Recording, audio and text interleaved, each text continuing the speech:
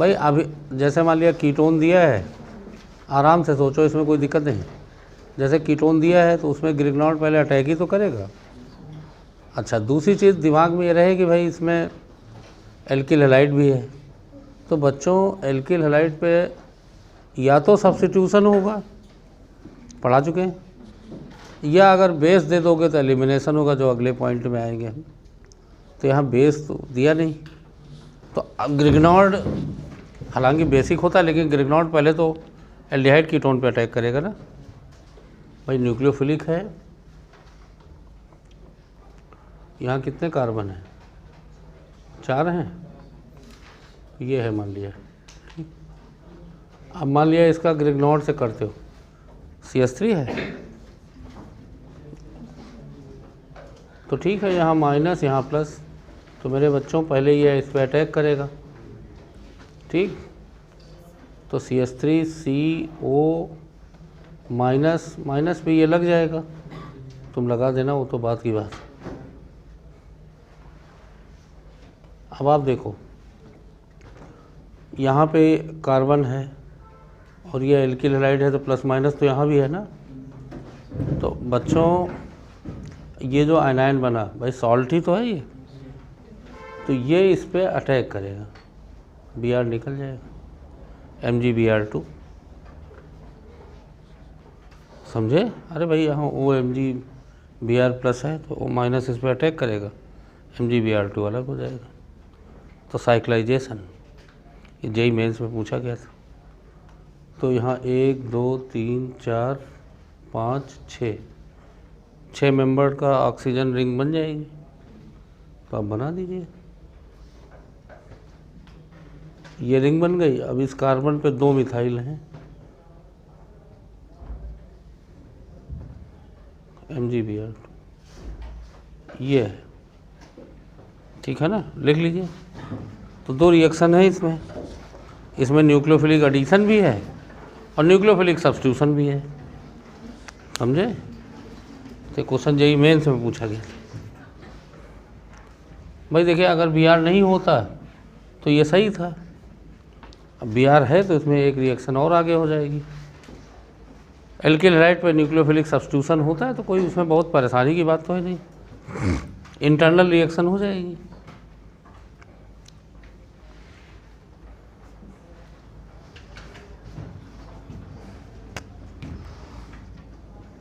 ये प्रोडक्ट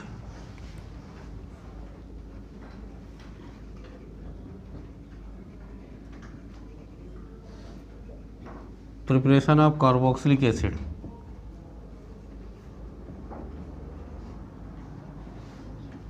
ये carboxylic acid वाले चैप्टर में रिएक्शन दी गई।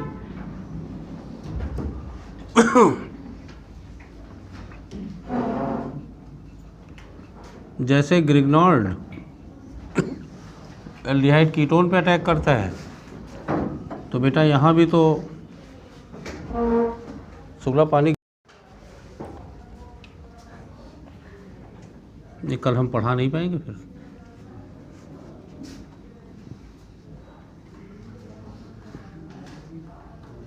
तो ये OMgX बन जाएगा। अब ये जो है हाइड्रोलाइज होके साल्ट बना लेगा, कार्बोक्सिलिक एसिड साल्ट हट जाएगा, कार्बोक्सिलिक एसिड आ जाएगा। वेरी इंपॉर्टेंट रिएक्शन, बहुत बार पूछी गई। और आप देखो, एक कार्बन भी बढ़ रहा है और एल्किल हैलाइड से COOH। भाई ग्रिग्नॉर्ड कहाँ से बनता है? एल्किल हैलाइड से। CH, तुमसे कहा जाए मिथाइल ब्रोमाइड से एस्टिक एसिड, तो मिथाइल ब्रोमाइड को मिथाइल मैग्नीशियम ब्रोमाइड में बदल दो, CO2 से रिएक्ट करा दो, समझे? लिख डालो, ये लिख लिया, पहले ये लिख लिया, लिखो when Grignard reagent reacts with CO2, when Grignard reagent react with CO2, nucleophilic addition will take place and nucleophilic addition will take place and monocarboxylate salt, monocarboxylate salt, will form, as an intermediate, monocarboxylate salt, Bilfarm as an intermediate, which on acidification give carboxylic acid.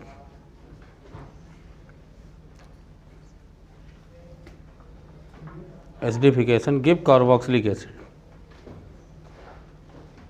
भाई carboxylic acid बन जाएगा। तो एक ख़ास बात है इसमें बच्चा, ये जो देखो ज़रा, ये जो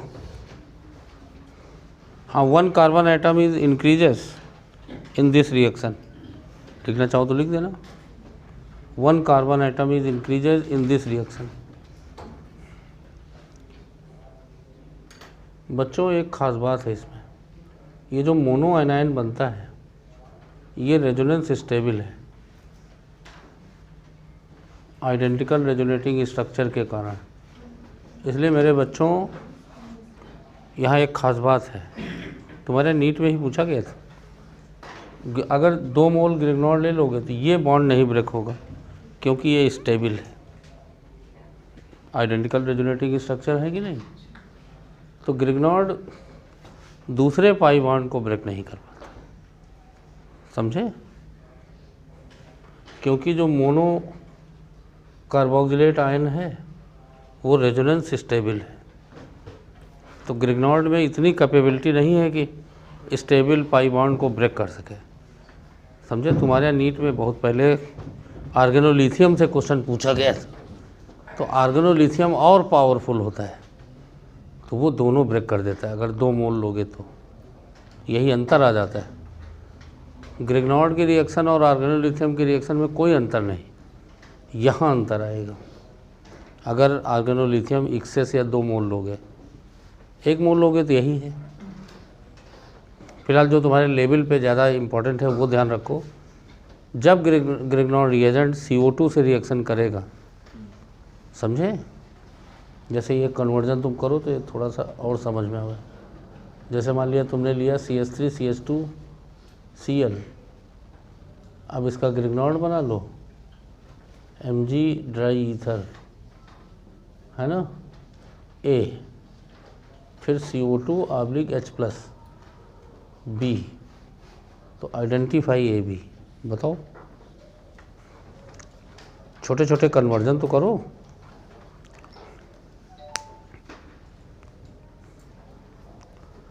अगर CO2 ग्रिग्नॉल से रिएक्ट करेगा, ठीक है ना, तो पहले मोनोकार्बोक्सिलेट सॉल्ट बनेगा। मोनोकार्बोक्सिलेट स्टेबल होता है रेजोनेंस, तो इसलिए ग्रिग्नॉल दूसरे पाई बॉन्ड को नहीं ब्रेक कर पाता। ग्रिग्नॉल में इतनी कैपेबिलिटी नहीं होती कि वो स्टेबल पाई बॉन्ड को भी ब्रेक कर सके। और जैसे ये कन्वर्जन करो तो ये बताओ ये क्या बन जाएगा। अरे क्या बनेगा ये, फिर भी मूर्ख नहीं बोल रहे हैं, इतना बोल रहे हैं। हाँ इथाइल, भाई ये तो ग्रिग्नॉल बनेगा, ग्रिग्नॉल में नहीं बता पा रहे हो।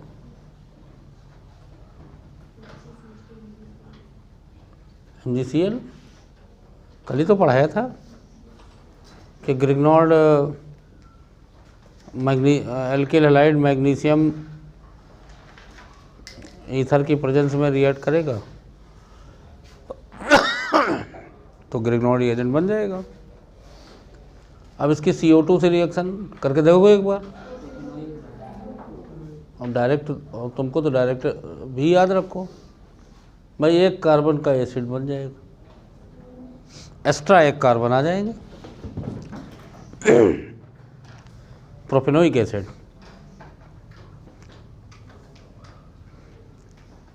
हर्षवर्धन तुमको चाहिए कि रफ में इसकी रिएक्शन लिख डालो, एक बार और पूरी मैकेनिज्म लिख डालो। नहीं तुम तो डायरेक्ट लिख दिए। भाई इसका क्या तरीका होगा भाई, माइनस प्लस है, CO2 पे एडिशन होगा, ये माइनस यहाँ आएगा, ये लिखना सीखो तो एग्ज़ाम में भूलोगे नहीं फिर। CH3 CH2, अब बताओ CO डबल बॉन्ड O और यहाँ MgX आ जाए। अब जब इसको हाइड्रोलाइज करोगे तो क्या होगा, H आ जाएगा यहाँ पे। प्रबल लिख पाओगे? लिखो जल्दी से, ये सब लिखा करो।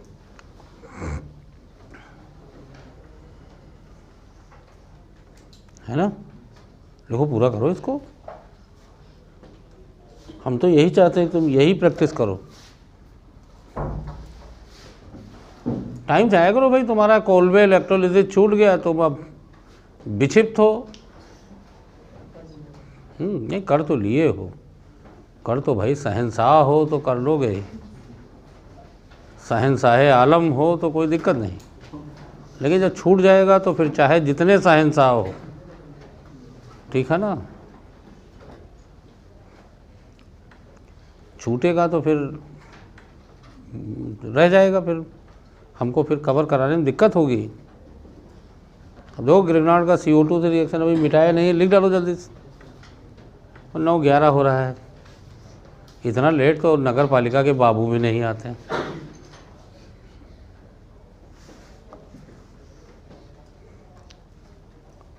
एक कन्वर्जन देते हैं जब तक ये पूरा करें। समझ गए ना, ये लिखना सीखो।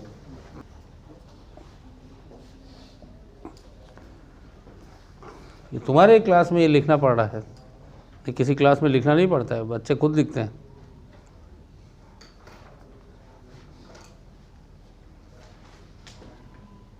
लिखो, अभी कॉपी देख रहे हैं, अभी सबके एक एक तमाचा रसीद करेंगे हम, ठीक है ना। लिखो, convert ethanol into propanoic acid. इसमें लगाओ भाई, इसमें जैसे तुम्हारा दिमाग, तुम अपने को बड़ा अहंकारी हो तुम लोग कि हमारा दिमाग शैतान का दिमाग है, बड़ा एक्टिव, तो अब इसमें लगाओ पूरी शैतानी, आवाहन करो शैतानी ताकतों का। एथेनॉल इनटू प्रोपेनोइक एसिड, इसमें सब शैतानी ताकतों को आवाहित करो कि प्रकट हों शैतानी ताकतें, ठीक है ना, और हमारा सलूशन दें।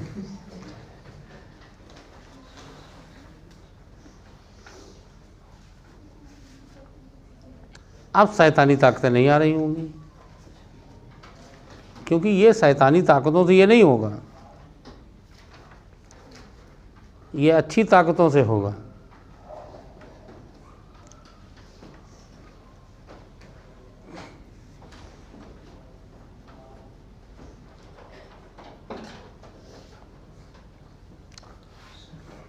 ठीक, प्रबल बना लिया है, दिखाओ जरा, इधर दौड़ के दिखाओ जरा, देखें भाई। सुमित तुम भी दिखाओ।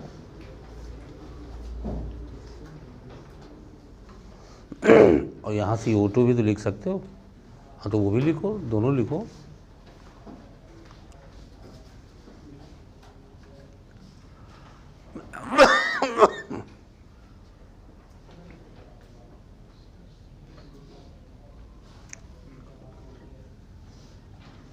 एथेनॉल से प्रोपेनोइक एसिड, पटेल बना लिया है। सुमित तुम बनाए नहीं भाई, तुम बड़ा टाइम लगा दियो भाई।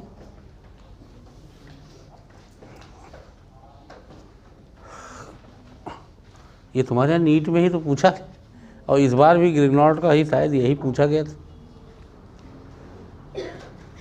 कन्वर्जन में पहले कहाँ से कहाँ जाना है वो लिखो, समझे। पहले एथेनॉल है, और फिर कहाँ जाना है तुमको। पहले बच्चों ये लिखा करो, पूनम पहले ये लिखा करो, और तुम दिमाग लगाओ। देखो, एक कार्बन बढ़ाना भी है कार्बन भी बढ़ाना है और COOH लाना है ना। तो एक कार्बन बढ़ाने का तो बहुत तरीके हैं, ग्रिग्नार्ड बच्चा अभी बताया।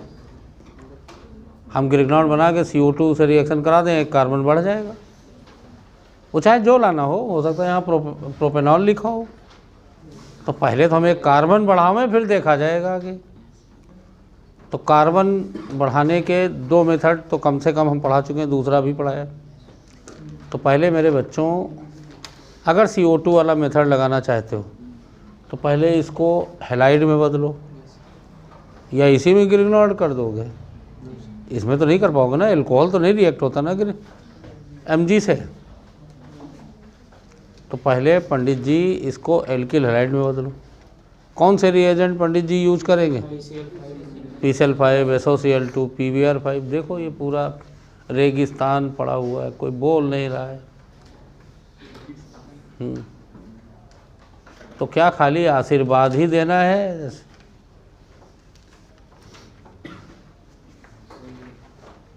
ठीक है भाई, ये इतना आसान सवाल बार बार नहीं देखेंगे। पहले इसको अब तरीका भी बता दिया। पहले हमको हैलाइड चाहिए अगर ग्रिग्नॉन के थ्रू जाना चाह रहे हो। तो अल्कोहल को एल्किल हैलाइड में बदलने के रिएजेंट क्या बताए थे हमने? हाइलोजेनेटिंग रिएजेंट बताए थे, वो लिखना है तुमको।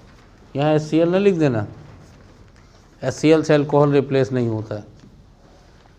अल्कोहल से एल्किल हैलाइड बनाने के हमने तो इम्पॉर्टेंट रिएजेंट बताए थे गुफरान, हाइलोजेनेटिंग। ये तुमको याद रहे, चाहे आयोडाइड, ब्रोमाइड, क्लोराइड जो भी लिखो, उससे नहीं मतलब। ग्रिग्नॉन तो सभी से बन जाता है। तो पहले हम SOCl2 या PCl5 या PBr5 हाइलोजेनेटिंग। अब देखो यही नंबर कटते हैं जब, भाई मेन रिएजेंट लिखना है तुमको। तो Cl आ जाएगा,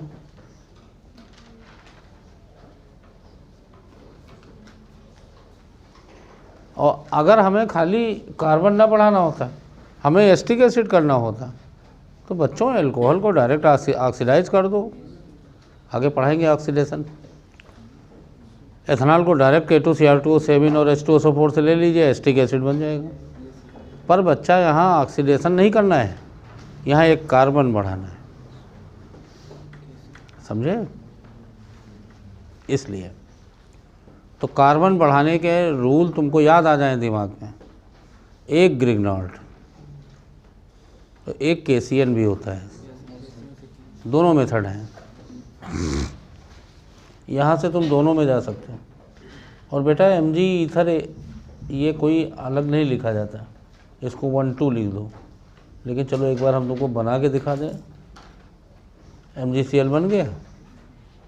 अब हम बच्चों CO2 से एसिडिफाई कर दें, CO2 से रिएक्शन करा के तो एक कार्बन बढ़ नहीं जाएगा। ये बहुत पूछा गया है। अब कैसे तुमको याद रहेगा? अब यही तो एक्टिव होने का समय होता है भाई। क्लासरूम में एक्टिविटी का यही मतलब है। गलत हो जाए वो अलग चीज़ है, लेकिन आप एक्टिव तो रहे और तुम पूरा लिख सकते हो। अब बताओ यहाँ एक कार्बन बढ़ गया। एक और होता है बच्चों मेथड, याद रखिएगा भाई, हमारे पास यही सब तरीके हैं तुमको सिखाने के। यहाँ बच्चों KCN, देखो ये भी हम पढ़ा चुके हैं। AgCN न लिख देना, नहीं NC बन जाएगा। NC बनाना हो तो ठीक है, CN बन गया। अब CN की हाइड्रोलिसिस कर दो, COOH। समझे? याद रखिएगा, बहुत ज़्यादा पूछे गए हैं तुम्हारे यहाँ, समझे? 2 मेथड होते हैं कार्बन बढ़ाने के, ठीक है ना? इससे मतलब नहीं हम जा कहाँ रहे हैं, हमको क्या, पहले कार्बन तो बढ़ा लो, फिर हम देखेंगे भाई हमको यहाँ क्या लाना है। पहले हम कार्बन बढ़ावें। हाँ, कार्बन, समझे? लिख डालो। इस निधा क्यों नहीं बताती बच्चा? ये याद नहीं था, कर लिया था बिल्कुल तुरंत। तुमको 10 सेकंड में करना चाहिए था। कभी भी कार्बन बढ़ाना हो तो ये 2 मेथड जरूर याद रखिए, कि वाया KCN। अब KCN किससे आएगा, भाई एल्किल हैलाइड, हम हो सकता है यहाँ एल्डिहाइड दे देते थे, कुछ भी दें हम उसको Cl में बदलें, ये है। तो धीरे धीरे जब पॉइंट में और रिच होते जाओगे ना तो ध्यान रखिएगा।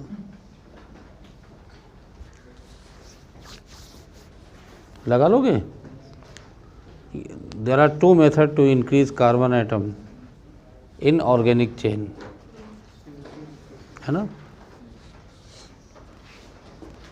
वाया ग्रिग्नॉर्ड विथ CO2 या वाया साइनाइड इंट्रोड्यूस करके फिर हाइड्रोलाइज कर दें।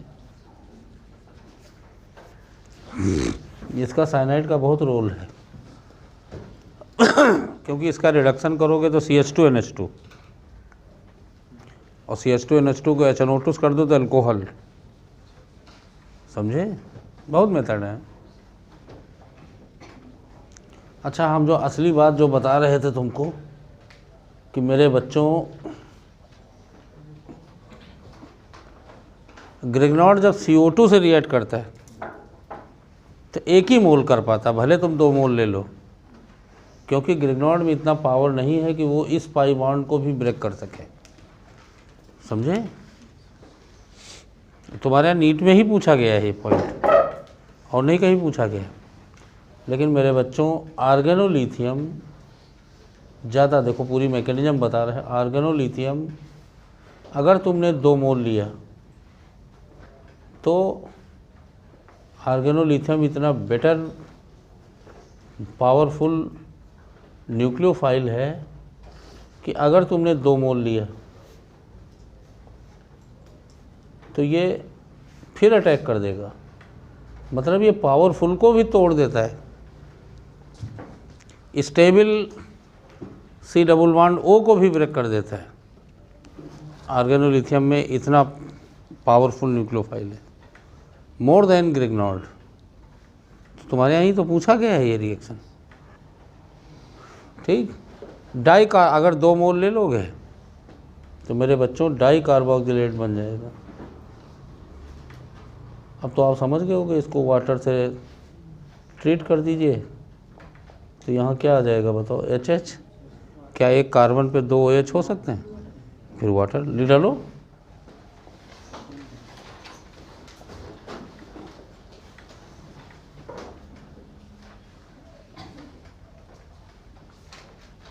फिर डायरेक्ट लिखिएगा भाई, कीटोन।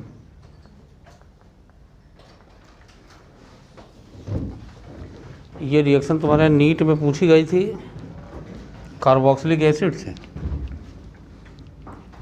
जब आप देखो ग्रिग्नॉर्ड की, 1 मिनट देख लो फिर लिखना, देख लो मैं जो बताना चाह रहा हूँ। बेटा ग्रिग्नॉर्ड तो एसिड के हाइड्रोजन को खींचेगा ना, पहला रिएक्शन। तो R-H प्लस RC डबल। अब देखो यहाँ फिर आयनायन नहीं बन गया, तो क्या ग्रिग्नॉर्ड अब यहाँ रिएक्ट कर पाएगा? No reaction. लेकिन बेटा इसी रिएक्शन में अगर CO2 है, समझे, तो आर्गेनोलिथियम, तो आर्गेनोलिथियम कार्बोक्सिलिक एसिड के मोनो आयनायन को भी डिस्टर्ब कर देता है।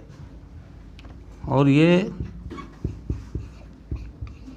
देखो जैसे ये है, अब इसकी पहले आर्गेनोलिथियम से रिएक्शन करो भाई, पहले तो यही रिएक्शन होगी, R-H plus RC double O minus Li plus. यही पूछा गया था, 2 बार RLi दिया गया था। तो R-Li दोबारा लोगे तो इसको भी ब्रेक कर देता है, जो ग्रिग्नॉर्ड नहीं कर पाता है।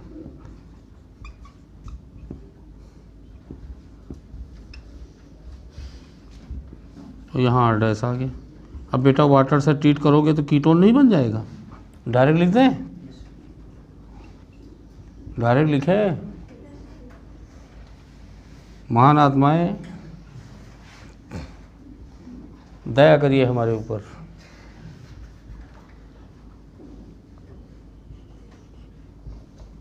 कीटोन, समझे? तो organolithium is more powerful nucleophile as compared to Grignard reagent, and therefore when it reacts with CO2 or carboxylic acid will form dicarboxylate which on acidification give ketone. समझे? अब वो तुम चाहे डायरेक्ट ही लिख दो, मतलब उससे नहीं, मतलब जैसे CO2 है भाई 2 मोल RLi 2 मोल और फिर वाटर, तो क्या बन जाएगा? कीटोन नहीं बन जाएगा बेटा। आजकल कीटोन बनाने का ये इंडस्ट्रियल प्रोसेस होता है, खासकर फ्रॉम एसिड। आप इसमें 2 मोल RLi ले लीजिए, तो मैंने नीट में A फिर RLi दिया गया था, और वाटर रहेगा, वाटर की चिंता न करो। वो ना भी दिया जाए तो इसमें 1 मोल तो RH बनेगा प्लस कीटोन, R डैश ले लोगे तो अनसिमेट्रिकल कीटोन। तो ये ग्रिग्नॉर्ड में अंतर है, बल्कि ग्रिग्नॉर्ड एसिड बनाएगा 1 मोल से और ये बना देगा। तो when Grignard reacts with CO2 and carboxylic acid, it will form monocarboxylate, but does not react with 2 mole. Monocarboxylate is stable due to identical resonating structure, and further its reaction with nucleophile is not possible, but organolithium is more powerful nucleophile. समझे? When it is taken with 2 mole or excess, it will react with stable monoanion and finally give ketone. Ketone बनाने का बेटा ये industrial method होता है। ये carboxylic acid से ketone, carboxylic acid को 2 मोल ग्रिग्नॉर्ड से करिए, सॉल्ट बन जाएगा, एसिडिफाई कर दीजिए। समझे? आजकल इंडस्ट्री में एस्टोन ऐसे ही बनाया जा रहा है, एस्टिक एसिड से एस्टोन। समझे? एस्टिक एसिड तो विनेगर में होता है, नेचर से निकाल लेते हैं और फिर उसको 2 मोल RLi से रिएक्शन कराते हैं, एसिडिफाई कर लेते हैं, तो कीटो एस्टोन बन जाता है। आजकल इंडस्ट्रीज़ जो है, फार्मा कंपनीज़ एसीटोन इसी मेथड से बना के एक्सपोर्ट इंपोर्ट जो भी है। समझ में आया? तुम्हारे एग्ज़ाम में पूछी गई थी रिएक्शन ग्रिग्नॉर्ड की, ये RLi की 2 मोल दिया गया था, 2 मोल।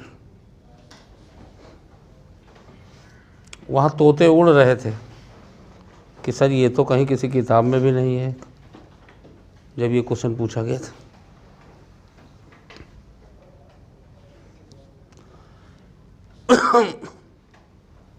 ये डिफरेंस है ऑर्गेनोलिथियम और ग्रिग्नॉर्ड में। एल्डिहाइड कीटोन से सेम रिएक्शन, पर CO2 और कार्बोक्सिलिक एसिड से अगर ऑर्गेनोलिथियम एक्सेस लिया जाएगा तो अंतर आ जाएगा, 1 मोल लिया जाएगा तो कोई अंतर नहीं।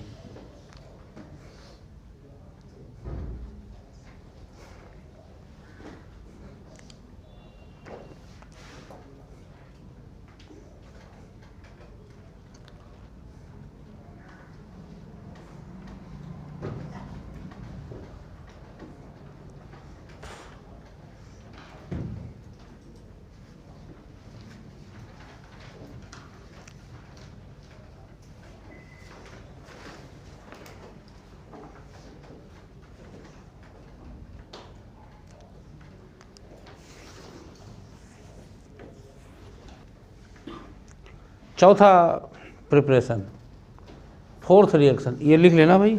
Organolithium is more powerful base as well as nucleophile than Grignard reagent. Organolithium is more powerful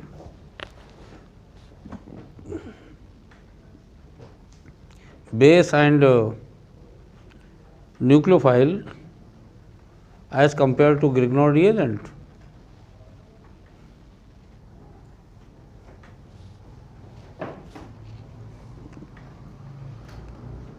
when organolithium taken in 2 mole are excess,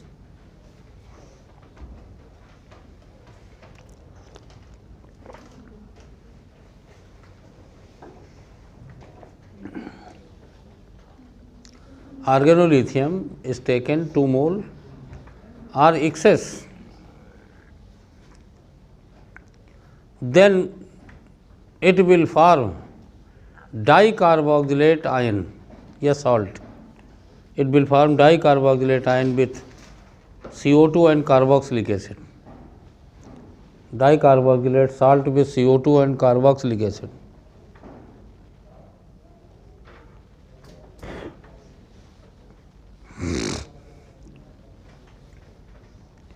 And after acidification give ketone, and after CO2 react with and carboxylic acid give dicarboxylate salt.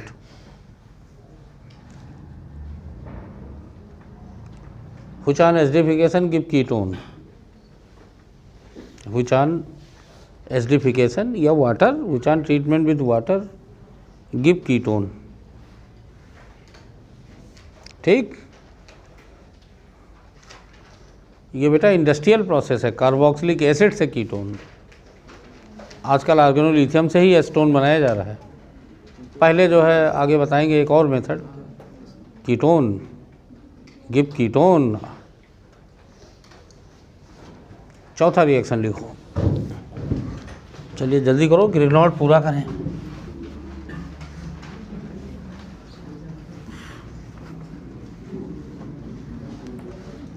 लिखो चौथा reaction, reaction with epoxide, reaction with epoxide,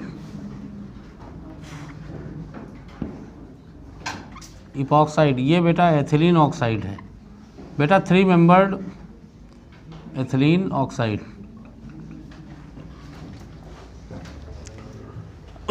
general epoxide कह देते हैं।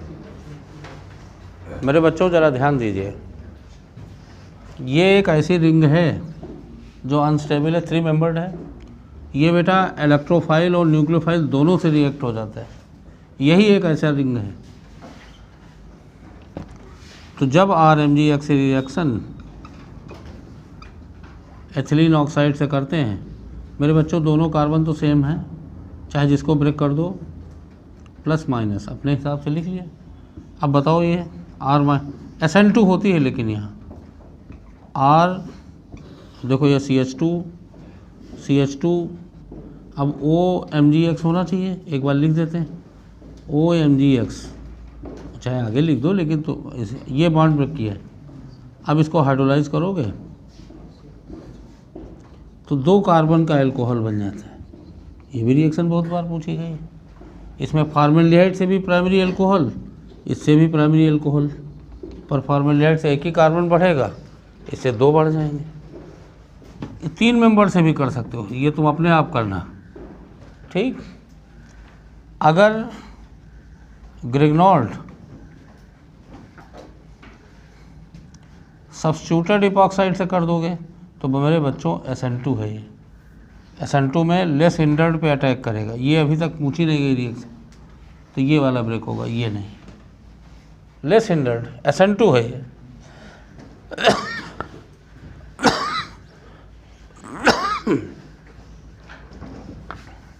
तो R यहाँ लगेगा।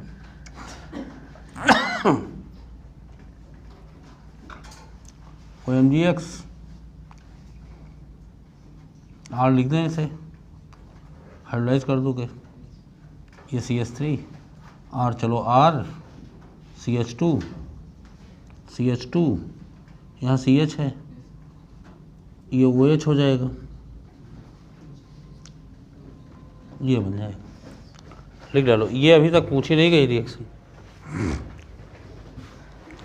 और ये बहुत बार पूछा गया है। लिख लो, when Grignard reagent reacts with ethylene oxide, when Grignard reagent reacts with ethylene oxide,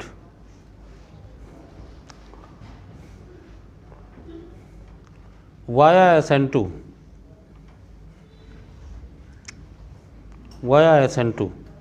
nucleophilic substitution will take place and alcohol will form after acidification,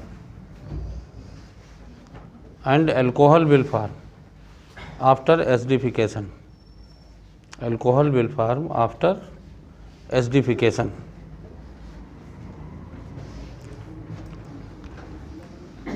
लिख डालो मेरे बच्चों, दोनों रिएक्शन लिख डालो।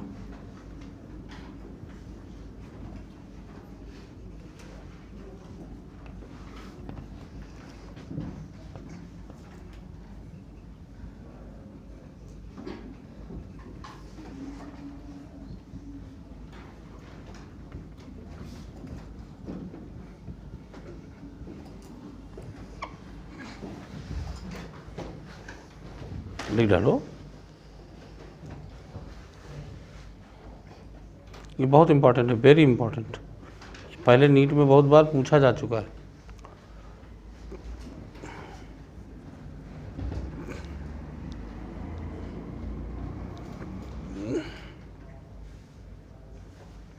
यहाँ पे चाहे जिसको ब्रेक कर दो, चाहे इधर का ब्रेक कर दो, प्लस माइनस आर माइनस इस पर अटैक करेगा तो एम जी एक्स यहाँ चला जाएगा,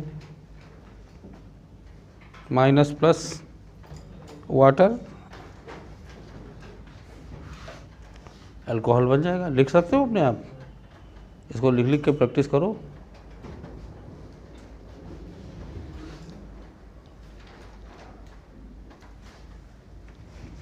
और ये तो लिखा ही नहीं तुमने, कहाँ लिखे?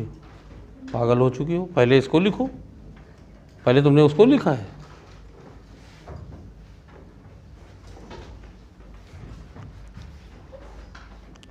ये जो आसान है पहले उसको लिख लो। इस वाले में दोनों साइड बराबर हैं, बराबर हैं कि नहीं?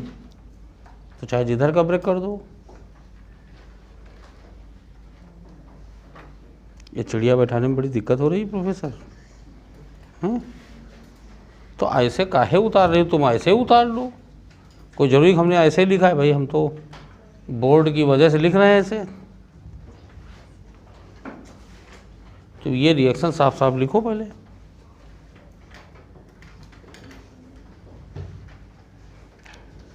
वो रिएक्शन चाहे जैसे लिखो।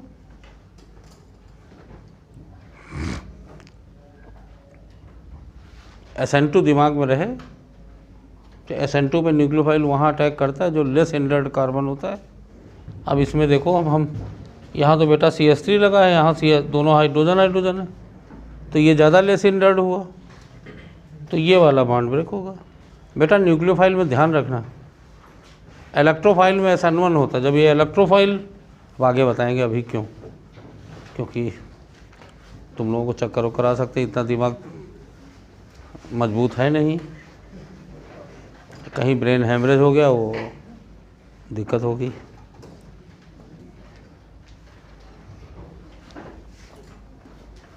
कमज़ोर दिमाग है इसलिए। और इसको पूरा करिएगा, 3 मेंबर्ड वाला है, इसको अपने आप लिख डालो।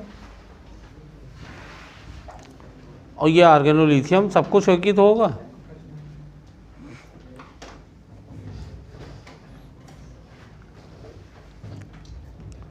बड़ी दिक्कत हो रही लिखने में, तो हम इसको मिटा दें तो तकलीफ़ कम कर दें। हम चाहते हैं तकलीफ़ें कम हो जाएं, तकलीफ़ें देना नहीं चाहते भाई।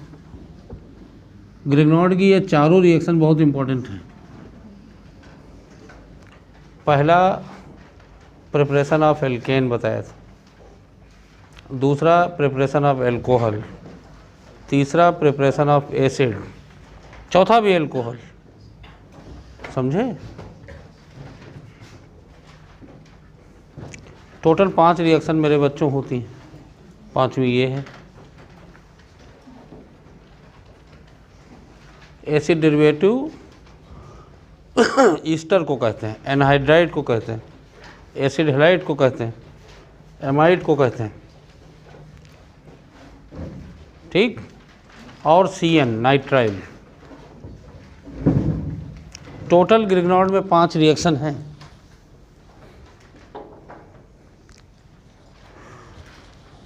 ये रिएक्शन हम भूल चुके हैं कैसे पढ़ाएं हम, तो एक पेज छोड़ दीजिए, जब याद आएगा तो लिखवाएंगे।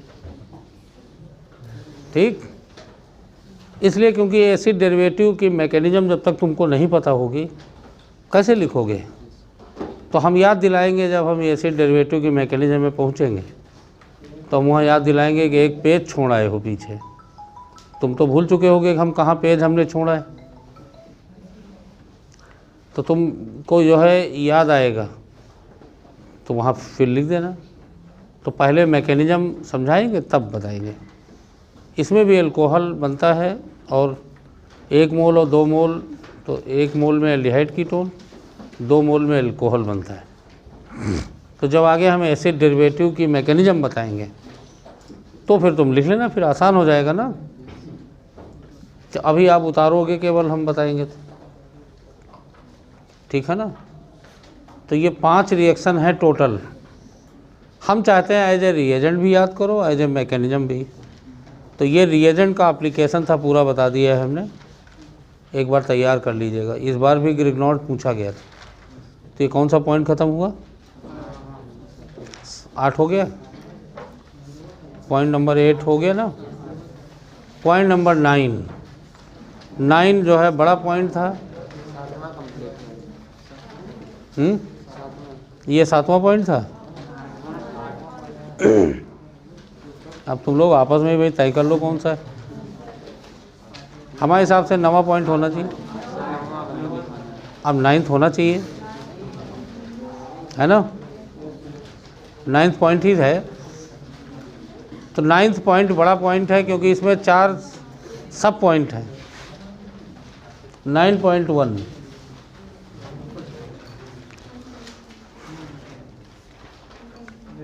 बच्चों, इसमें एल्कीन और एल्काइन। एल्काइन की एक रिएक्शन हम बता चुके हैं, due to acidic hydrogen. Terminal alkyne बता नहीं चुके हैं। अब एल्कीन और एल्काइन की बाकी रिएक्शन इसी 9th पॉइंट और 10th पॉइंट में आएंगी। 10th पॉइंट एल्कीन का प्रिपरेशन है, और इसमें हम प्रॉपर्टीज़ वगैरह बताएंगे। तो 9.1 हेडिंग डालिए, electrophilic addition in alkene, very important. इस बार एंटी मॉर्गनी का आपका क्वेश्चन आया था। एंटी मॉर्गनी का आपको पूछा गया। Electrophilic addition in alkene.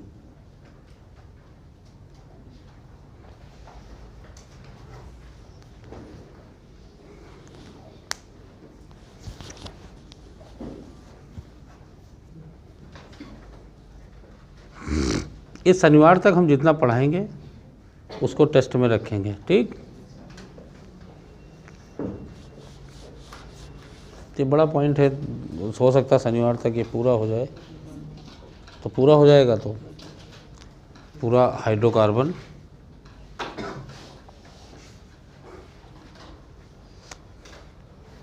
बच्चों ज़रा ध्यान दीजिए।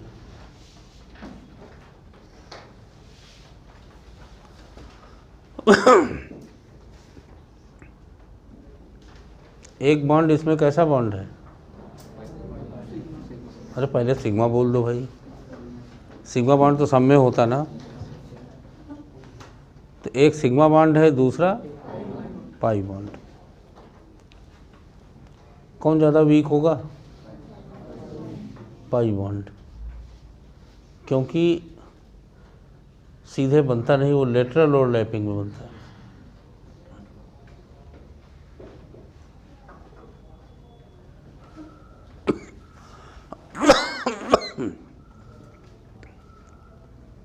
pi bond is obtained by lateral overlapping of p orbital in perpendicular direction.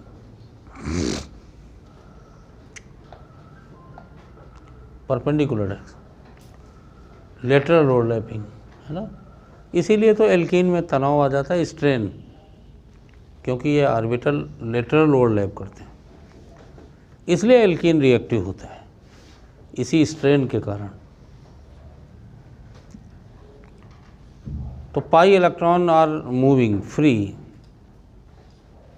ऊपर और नीचे। आप ध्यान दीजिएगा बेटा, हर्षवर्धन, एल्कीन का खुद का प्लेन नोडल प्लेन कहलाता है। नोडल का मतलब जहाँ इलेक्ट्रॉन के पाए जाने की टेंडेंसी मिनिमम हो, जीरो हो, वो नोडल प्लेन होता है। तो ज़्यादातर जो इलेक्ट्रॉन डेंसिटी है वो परपेंडिकुलर प्लेन में। एल्कीन मान लिया हमारा हाथ का पंजा है एल्कीन, तो यहाँ पे इलेक्ट्रॉन मूव कर रहे हैं, नीचे मूव कर रहे हैं, तो एल्कीन का अपना प्लेन नोडल प्लेन है। मतलब इस अपने प्लेन में molecular plane is the nodal plane. Alkene के प्लेन के ऊपर और नीचे इलेक्ट्रॉन फ्री हैं ड्यू टू पाई बॉन्ड, समझे। पर इन पाई इलेक्ट्रॉनों जो बीच में सिचुएटेड हैं मेरे बच्चों, दोनों कार्बन की इलेक्ट्रोनेगेटिविटी सेम होती, तो इन पाई इलेक्ट्रॉनों पे होल्ड क्या होगा, इक्वली तो होना चाहिए भाई। दोनों कार्बन का इन इलेक्ट्रॉनों पे होल्ड बराबर होगा। तो यू कैन से सिमेट्रिकल या होमोजीनियस पाई इलेक्ट्रॉन क्लाउड।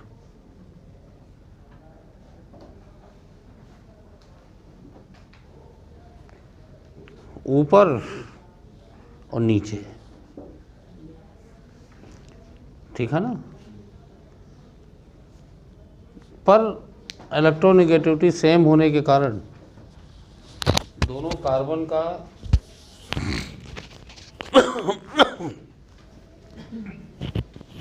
इन इलेक्ट्रॉनों पे होल्ड बराबर होगा and symmetrical pi electron cloud is generated below and above of the plane of alkene। तो आप लोग बताएं एल्कीन कैसा बिहेव करेगा, इलेक्ट्रॉन रिच या डिफिशेंट। ये तो रिच हो गया क्योंकि इलेक्ट्रॉन क्लाउड ऊपर नीचे सब जगह बराबर फैले हुए। तो अगर ये इलेक्ट्रॉन रिच है, एल्कीन खुद न्यूक्लियोफाइल है, नालायक सुनील, कोऑर्डिनेशन कंपाउंड में एल्कीन डोनर का काम करता है। अगर रिच नहीं होता तो डोनर कैसे होता है। Alkene behaves as a ligand, ligand माने इलेक्ट्रॉन पेयर डोनर। इन सब चीज़ों का देखिए आंसर तुमको मिल रहा है। Due to its own structuring alkene behaves as a electron rich source. Alkene itself behave as a nucleophile. तो मेरे नालायकों इस पे कौन अटैक करेगा, इलेक्ट्रोफाइल या nucleophile. Electrophile, electron डिफिशेंट, not electron rich. Alkene का इलेक्ट्रॉन रिच से कोई अट्रैक्शन नहीं, ठीक है ना, due two symmetrical pi electron cloud. Electromeric effect Gufran हमने क्या पढ़ाया था, बताइए भाई। What is electromeric effect. हमने बताया था सुटेबल रिएजेंट की प्रेजेंस में पाई इलेक्ट्रॉनों का किसी एक आइटम की तरफ शिफ्ट हो जाना, नहीं लिखवाया था, इलेक्ट्रोमेरिक इफेक्ट लिखवाया था बेटा। Pi bond are reactive due to electromeric effect.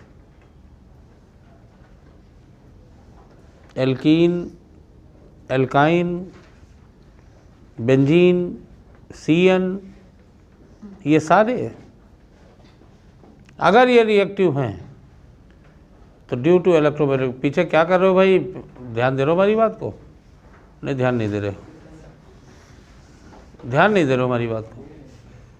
तो एल्कीन, क्योंकि जानते हो है क्या कि रिएक्शन याद करना बहुत बड़ी बात नहीं होती, नहीं भी समझ में बच्चे याद कर लेते हैं, छोटे छोटे सवाल आते हैं।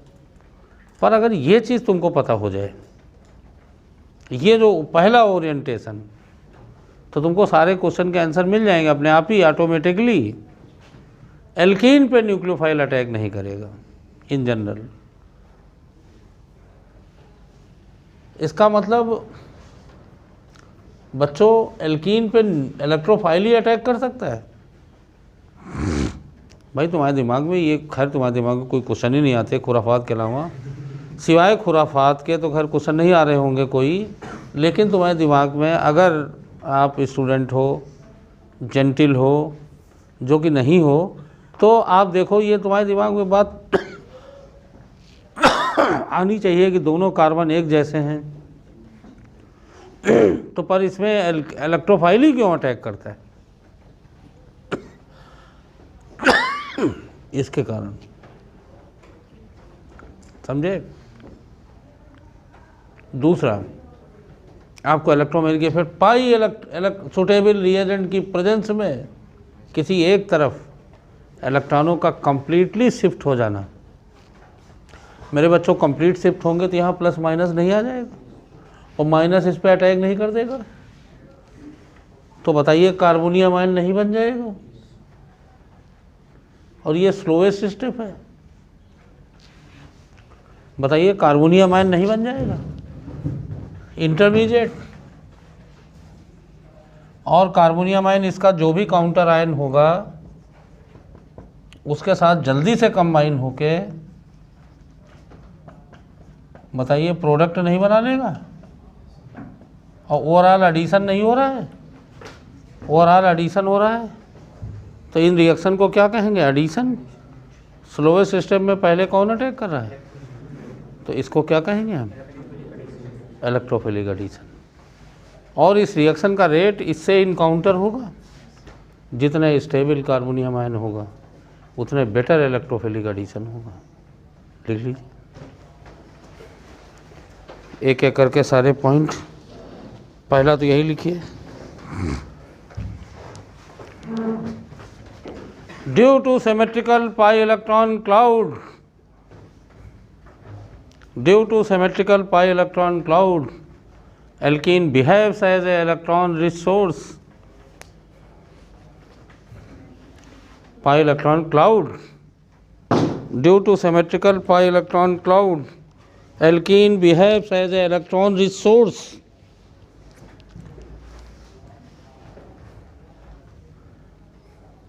ब्रैकेट में nucleophilic centre,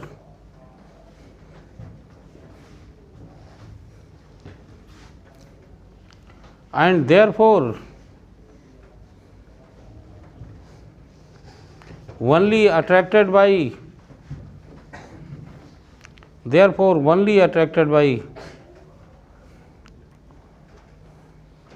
electrophilic reagents.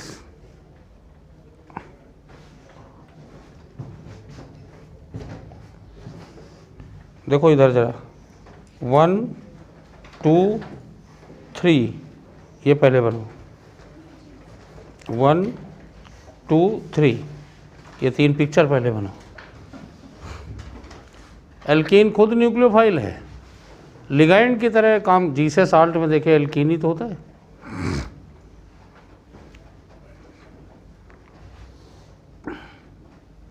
Symmetrical pi electron cloud, और सबसे ऊपर कहीं लिख देना कि molecular plane of alkene is a nodal plane. Alkene के अपने प्लेन में इलेक्ट्रॉन डेंसिटी कम होती, molecular plane of alkene is nodal plane, electron density perpendicular में होती, समझे?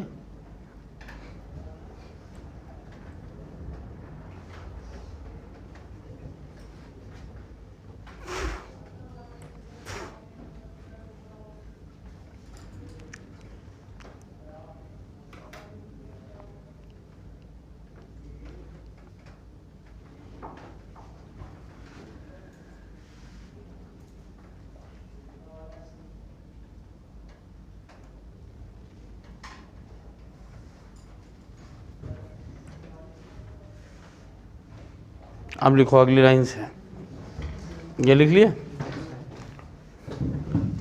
In presence of electrophile, in presence of electrophile pi electron of alkene is, in presence of electrophile pi electron of alkene is, pi electron of alkene is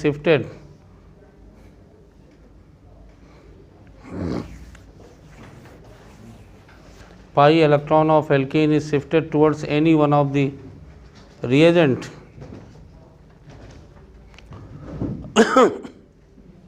towards any one of the carbon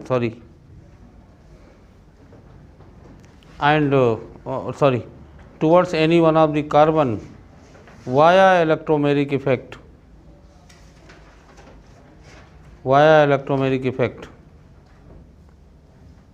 and changes into carbonium ion as an intermediate.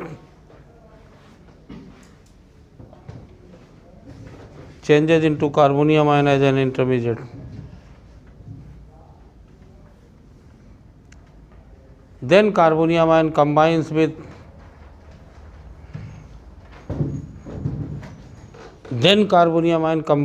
electron rich species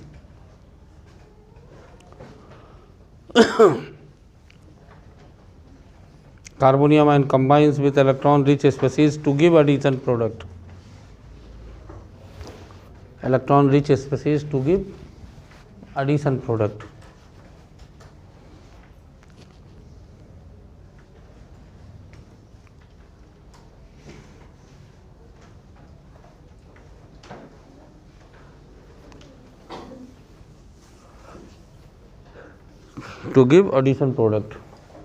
Because electrophile will attack first and overall addition will take place.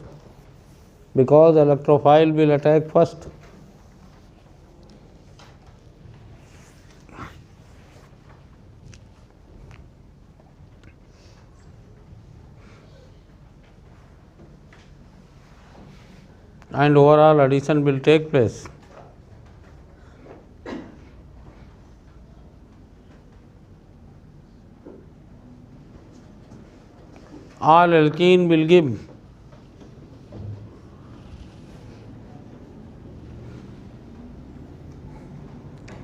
mainly electrophilic addition reaction.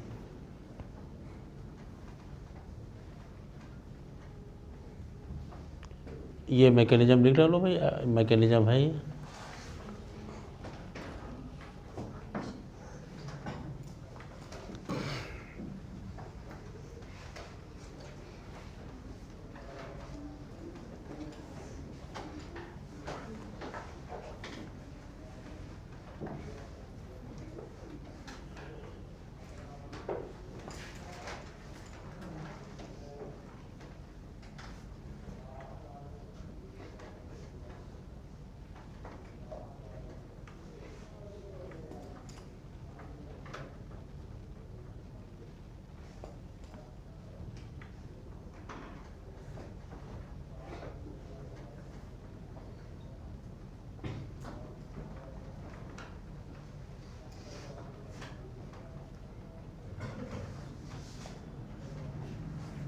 Carbonium ion, main बात ध्यान रखना,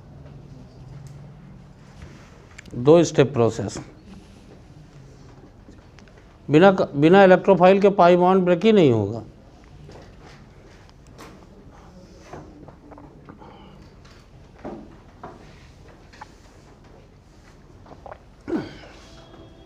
addition, पूरा reagent जुड़ जा रहा है तो addition पहले कौन अटैक करेगा? Electrophilic addition.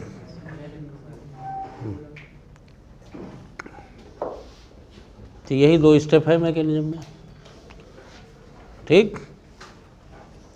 और एक बात ध्यान दीजिए, जितना स्टेबल कार्बोनियम आयन होगा, ये बेटा रिएक्शन एल्कीन से नहीं चेक होगा, जितना स्टेबल कार्बोनियम आयन बनेगा उतना बेटर इलेक्ट्रोफिलिक एडिशन होगा।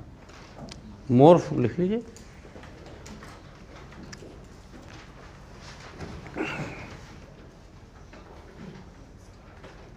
more stable carbocation,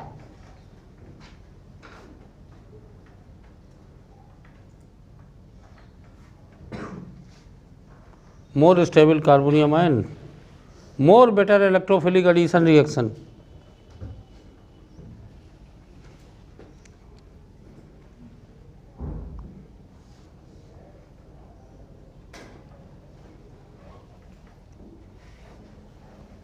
लगा ले जाओगे? कौन सा एल्कीन बेटर देगा ये लिख कर ले जाओगे? इलेक्ट्रोफाइल अटैक कर दीजिए, कोई भी कार्बोनियम आयन बना डालो।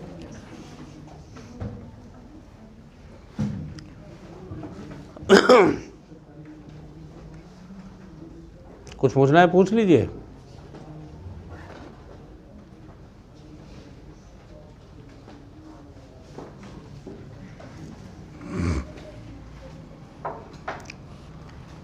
चार एल्कीन दे दें हम, मान लिया एक ये है, एक ये है, एक ये है,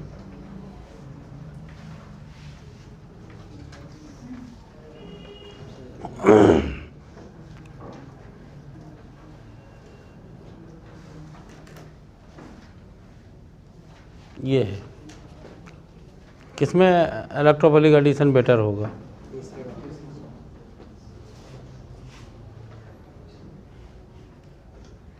बताओ। यहाँ कार्बोनियम आयन बताओ, ऐसे ब्रेक करो, जोड़ दो, यहाँ H+ ही जोड़ दो। कार्बो इलेक्ट्रोफाइल H+ मान लो, तो यहाँ प्लस यहाँ आएगा, इसमें प्लस इस पे आएगा, इसमें इस पे आएगा, इसमें इस पे आएगा। तो सबसे ज़्यादा स्टेबल कौन सा कार्बोनियम है? तो थर्ड में फास्ट होगा भाई इलेक्ट्रोफिलिक एडिशन। उसके बाद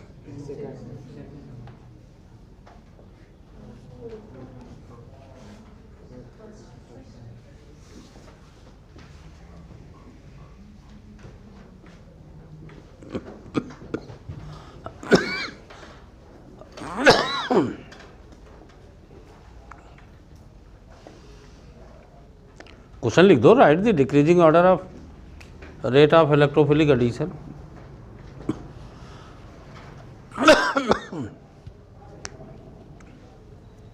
इलेक्ट्रोफाइल ना दिया जाए, H+ मान लो,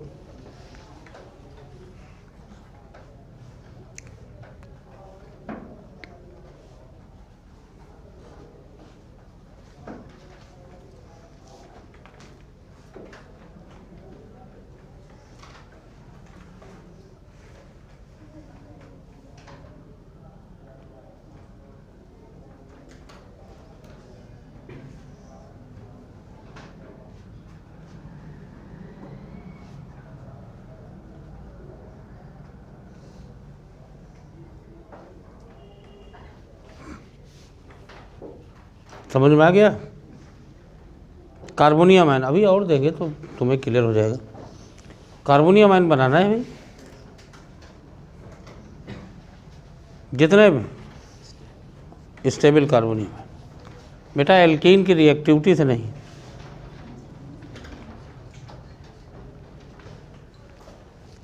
एल्कीन में इलेक्ट्रोफाइल, ये बांड मूली गाजर नहीं है, कहने हम न्यूक्लियोफाइल देते हो तुम रिएक्शन कर दो, खाल खींचेंगे फिर। एक बात, इन रिएक्शंस को लिखते समय एक बात ध्यान रखना भाई, हम डबल बॉन्ड किधर ले जाएं, इस पे भी एक फैसला होना है भी। वैसे तो फैसला हमने कर दिया, कार्बोनियम आयन जिधर बने तुम दोनों तरफ शिफ्ट करो, जिधर कार्बोनियम आयन स्टेबल होगा। लेकिन फिर भी थोड़ा जल्दी करने के लिए जो भाई थोड़ी बहुत ट्रिक्स हैं वो देखो ज़रा। इनको सिमेट्रिकल एल्कीन कहते हैं। यहाँ तुमको परेशान नहीं होना, चाहे जिस तरफ ब्रेक करो। क्या कोई अंतर आएगा बताओ? अरे चाहे पैमाने इधर ले जाओ चाहे इधर ले जाओ, क्या फ़र्क पड़ेगा? कार्बोनियम आयन तो वही रहेगा। घड़ी मत देखो, इधर देखो, ये ज़्यादा ज़रूरी है। घड़ी ना देखो, इधर देखो तो तुम घड़ी देखने के लायक बन जाओ, नहीं तो घड़ी तुमको दिखाया जाएगा। ठीक है ना? साहिल इसके लायक बनो पहले। हाँ ठीक है ना? कमेंट्री कुछ जमील ने किया, जबकि खुद जमील घड़ी देखते रहते हैं, घड़ी के बगले में बैठते हैं। नहीं उसको ऑन करो भाई, उसको ऑन करो। तो अरे वो घड़ी अब इस पर काहे गुस्सा है? तो इतना अहंकार है तो 45 में 45 करो भाई। हम तो एक माला जो है हम भी तुम्हारे पहना देंगे, एक साहिल से पहनवा देंगे। और तुम्हारे दोस्तों सबसे निर्भय से 2 माला पहनवा देंगे। इसमें क्यों गुस्सा निकालते? सब लोग गुस्सा खूब इकट्ठा करो, पेपर पे निकालो, गुस्सा रखो, लेकिन गुस्सा हमारे ऊपर निकालने से क्या फ़ायदा? तुम इस माइक में बोर्ड में आके एक मुका मार दो, इसमें जो है क्या फ़ायदा? मेज़ पे धमक दो जो है, उससे क्या फ़ायदा है? तुम्हें चोट लगेगी। पेपर पे गुस्सा निकालो, 12 तारीख को इकट्ठा करो गुस्सा, अब 12 को झोंक दो गुस्सा पेपर पे, ठीक? अब तुम गुस्सा है और तुम ट्रेन के सामने खड़े हो जाओगे तो वो गुस्से को सही डायरेक्शन में ले जाओ, ठीक है ना? वहाँ गुस्सा नहीं। अब दरोगा खड़ा है तो वहाँ गुस्सा दिखाने से नहीं कोई फ़ायदा है। वो 2 बेत और मार देगा तो क्या फ़ायदा है? गुस्सा ठंडा होने लगेगा। गुस्सा सही डायरेक्शन में, ये एनर्जी सही डायरेक्शन में जानी चाहिए। पहले ये बताओ, ये समझ में आया कि नहीं? अगर देखो दोनों तरफ सेम हो, है ना, या 2 बराबर भागों में बढ़ जाए, उसको सिमेट्रिकल। अरे बच्चा तुम लोग पढ़ते नहीं तो हम तो यहाँ हाजिर रहते हैं दिन भर और तैयार रहते हैं बताने के लिए, पर तुम लोग पढ़ते नहीं, एको सवाल नहीं करते हो, और ऊपर से इस तरह के नखड़े और तुम्हारे, ठीक है ना? हाँ, घड़ी बंद कर दोगे, पानी बंद कर दोगे, ठीक है ना? हाँ नहीं, ये टेक्निकल भी नहीं है, ये टेक्निकल भी नहीं, समझे? अब देखो ज़रा,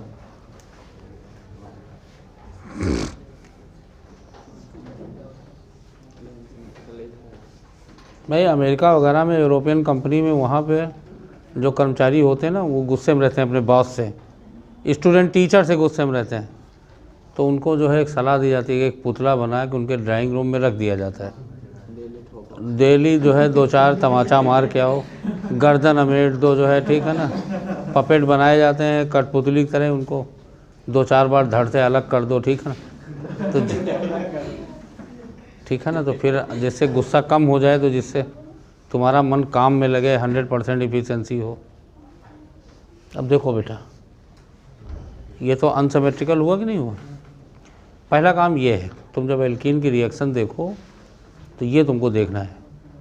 वैसे तो अगर एक लाइन में हम सलूशन बताओ तो हम तुमको बता चुके हैं कि दोनों तरफ शिफ्ट करके कार्बोनियम आयन जिधर से स्टेबल बने उधर ले जाओ, और कार्बोनियम आयन का पूरा पोस्टमार्टम तुम कर चुके हो।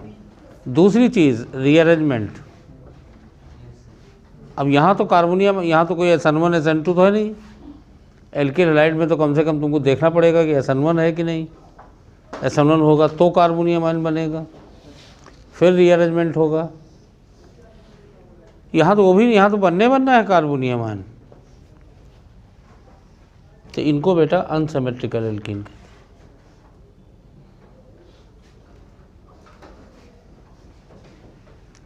कहते हैं। अनसिमेट्रिकल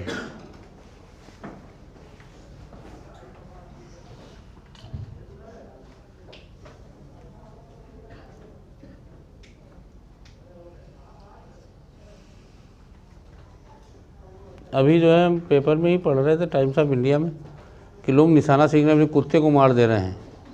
अरे बताइए, अपने ऊपर निशाना लगा लो, निशाने की टिकट नहीं ऐसे रखो, आँखों की तरफ निशाना लगाओ, तो अपने पालतू पेट को ही निशाने मार दे रहे हैं। ये कितनी गलत बात है। तो अब देखो ज़रा, ये अनसिमेट्रिकल एल्कीन खूब पढ़ी है भाई। यही गुस्सा का मतलब, आप समझे नहीं हमारी बातों, पढ़ाई में पूरा झोंक दीजिए भाई। 5-6 महीना है, तो अगर पूरा पढ़ोगे ना तो हम हर चैप्टर पे आएंगे और एक एक चैप्टर समझते हुए चलिए। और नीट का क्वेश्चन बहुत आसान पेपर आने लगा है। हाँ, तुम्हारा कवर अब रेंज बढ़ाया है, क्वेश्चन आसान कर दिया, तो रेंज ज़्यादा कर दिया है कि आपको पढ़ना सब है। तो अब देखो, ये अनसिमेट्रिकल है एल्कीन, अनसिमेट्रिकल एल्कीन। और ये कैसे एल्कीन है बताइए? तो मेरे बच्चों, इसको चाहे इधर ब्रेक करो चाहे इधर ब्रेक करो, कोई फ़र्क नहीं पड़ेगा, है ना। एक और बात ध्यान रखो, जैसे HCl इलेक्ट्रोफाइल इसमें H+ है। अच्छा हाँ, इन सब रिएक्शन में पहले कौन अटैक करेगा? इलेक्ट्रोफाइल, जो भी इलेक्ट्रोफाइल हो। H+, HBr, ये बेटा अनसिमेट्रिकल रिएजेंट। एक HOCl बहुत पूछा गया है, तो इसमें बच्चा Cl पे प्लस होता है। हाइपोक्लोरस, क्लोरस तो क्लोरीन पॉजिटिव, लेकिन NOCl हो तो नाइट्रोसिल क्लोराइड, क्लोराइड तो Cl, तो इनको बेटा अनसिमेट्रिकल रिएजेंट कहते हैं, अनसिमेट्रिकल, ठीक। लेकिन कुछ रिएजेंट 9.2 में बताएंगे, जैसे Br, Cl, है ना, H2, ये बच्चों सिमेट्रिकल रिएजेंट। तो अब आप देखो तुमको प्रॉब्लम कहाँ आएगी, जब दोनों अनसिमेट्रिकल होंगे, ठीक। तो कार्बोनियम आयन बनाना होगा, और नर्सरी में मार्कोनिकॉफ रूल पढ़ते हो, तो एक्चुअली मार्कोनिकॉफ रूल वही कार्बोनियम आयन वाला ही जो स्टेटमेंट है वही मार्कोनिकॉफ रूल है। लेकिन अब चूंकि 11th में पहले प्रोपीन एथीन में बताया जाता है, तो थोड़ा और ईजियर वे में लिख दिया जाता है कि बच्चे भाई प्रोपीन एथीन ब्यूटीन की रिएक्शन करते हैं। लेकिन मार्कोनिकॉफ ने कार्बोनियम आयन ही ऑब्जर्व किया था, और फिर मार्कोनिकॉफ ने स्टेट किया था कि electrophilic addition more stable carbonium ion के थ्रू होगी। लेकिन अब देखिए, जैसे मान लिया दोनों सिमेट्रिकल हैं या एक सिमेट्रिकल है, ठीक है ना, तो फिर मार्कोनिकॉफ की ज़रूरत नहीं पड़ेगी, फिर भी तुम अलर्ट रहो कार्बोनियम आयन, समझे। लिख लो, फिर रिएक्शन शुरू करें भाई।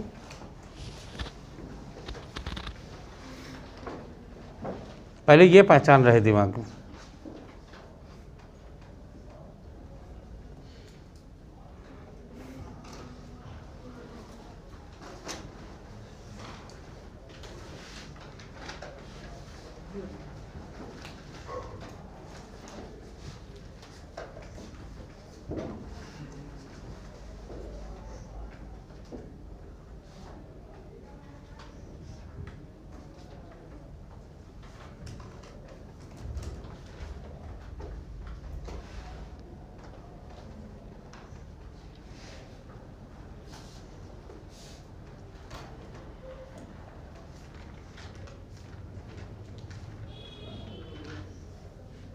लिख लिया।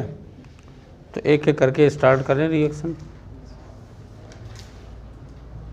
अब देखो ये सिमेट्रिकल है, CH इधर भी है, CH इधर भी है, चाहे जिधर ब्रेक करो।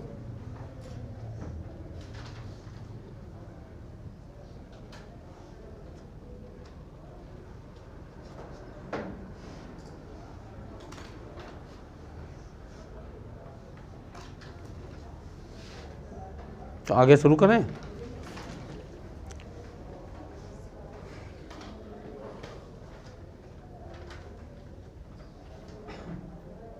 तो लिखो रिएक्शन विद हाइड्रोजन एसिड, एक एक करके स्टार्ट करें।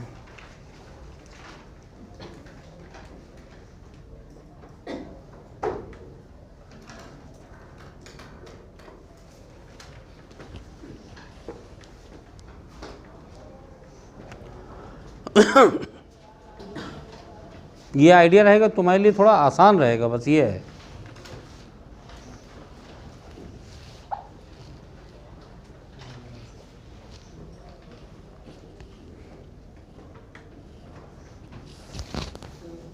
और मैकेनिज्म इलेक्ट्रोफिलिक एडिशन बताओ। Hydrogen acid HCl HBr HI, अब HF तो आसानी से टूटेगा नहीं, तो आप बताओ बताओ एल्कीन सिमेट्रिकल है या अनसिमेट्रिकल? चाहे जिधर ब्रेक करिए, क्या कोई दिक्कत? चाहे जैसे ब्रेक कर दीजिए भाई, प्लस माइनस ये अपनी सुविधा के लिए लिख लीजिए। HBr पे प्लस माइनस, यहाँ H जोड़ दो, क्या बन गया? Ethyl bromide. लिख लोगे?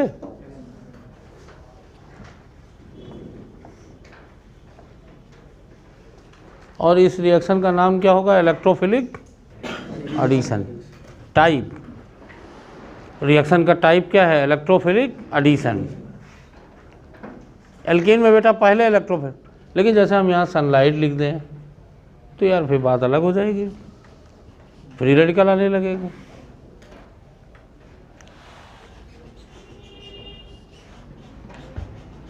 बताओ कितने प्रोडक्ट बनेंगे? सिमेट्रिकल है या अनसिमेट्रिकल? सिमेट्रिकल।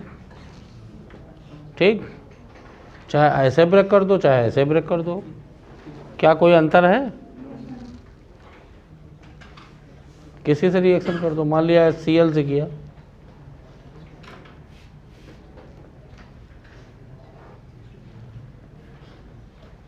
अब यहाँ 2 कायरल सेंटर आ जाएंगे, 1 कायरल सेंटर, इसलिए प्रोडक्ट 2 लिख देना।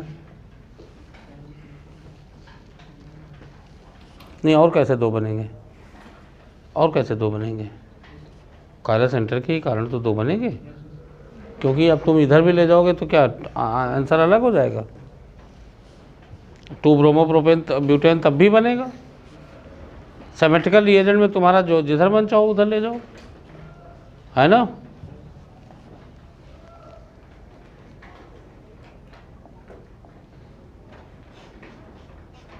HOCl, ये देखो एक बार तुम्हारा नीट पूछा गया कि जब प्रोपीन या एथिलीन HOCl से रिएक्ट करेगा तो पहले कौन अटैक करेगा? Cl प्लस बोलो भाई, Cl क्यों बोल रहे हो? Cl प्लस, इसमें अटैक करने वाला स्पीसीज Cl प्लस ही तो है भाई, Cl प्लस ही तो अटैक करेगा, या OH माइनस अटैक करेगा? Cl प्लस इलेक्ट्रोफाइल है बेटा, ध्यान रखिए, क्लोरीन प्लस वाटर, HOCl जो है, HOBr भी हो सकता है, क्लोरीन प्लस वाटर से बनेगा, तो इस पे प्लस, इस पे सिमेट्रिकल है या अनसिमेट्रिकल? चाहे जिधर ले जाओ।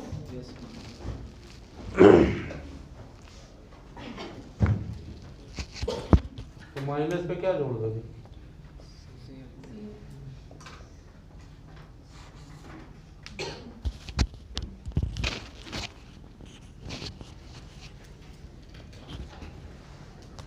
इसको बच्चों क्लोरोहाइड्रिन कहते हैं।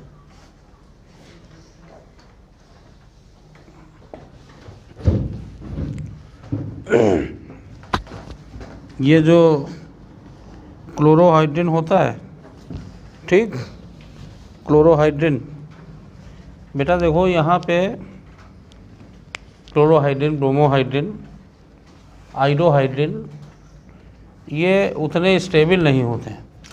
क्यों ऐसा होता है? क्योंकि देखो यही है नेबरिंग ग्रुप पार्टिसिपेशन, जो तुमको मैंने नेबरिंग ग्रुप पार्टी, अगर थोड़ा बहुत बेस ले लीजिए, ना भी लो, हीट कर दो फिर, तो बेस क्या करता है कि ये इस H को अपनी तरफ खींचने लगता है।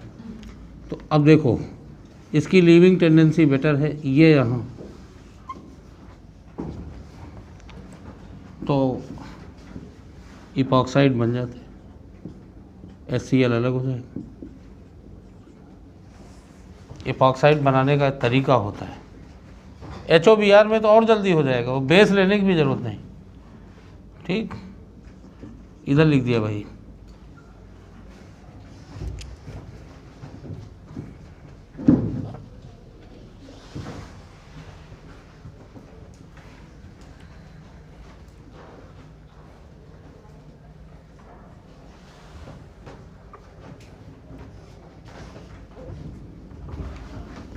और तुमको बता दें,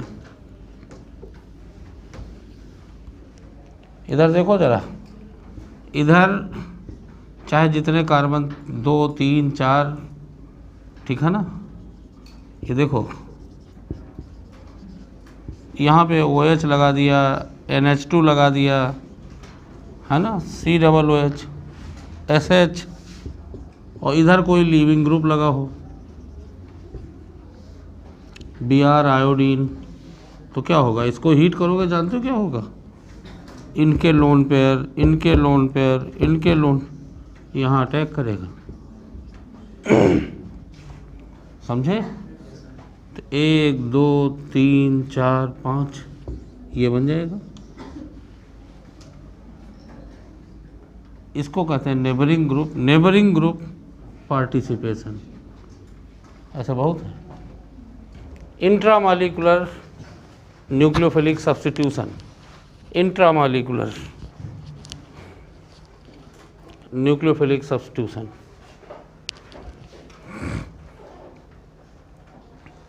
नेबरिंग ग्रुप पार्टिसिपेशन।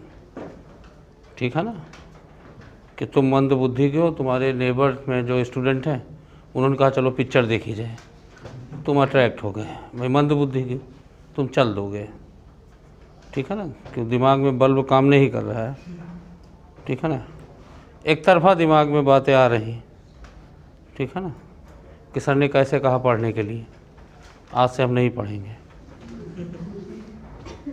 इसलिए तुरंत दिमाग में अपोजिशन आ जाता है कि सर ने अच्छी बात कही, आज से नहीं पढ़े। इसलिए हम कभी पढ़ने के लिए कहते नहीं, जैसे उल्टा करो।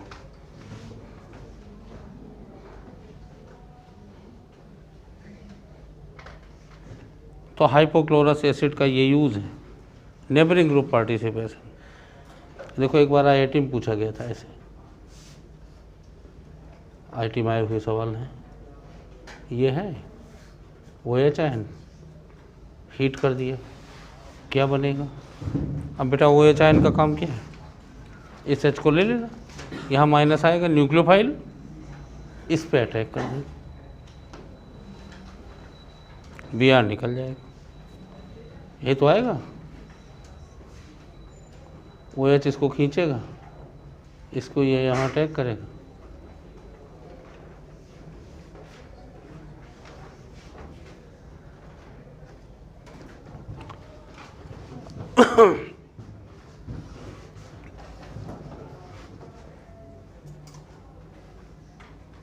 खैर ये तो एक आध चीज़ें साइड में बता दिया।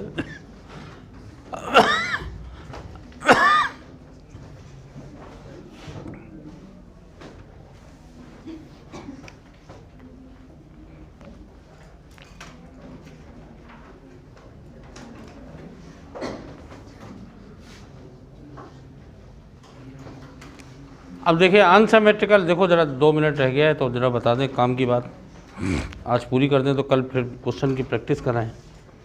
अगर बेटा लिखो reaction with unsymmetrical alkene, unsymmetrical, देखो ज़रा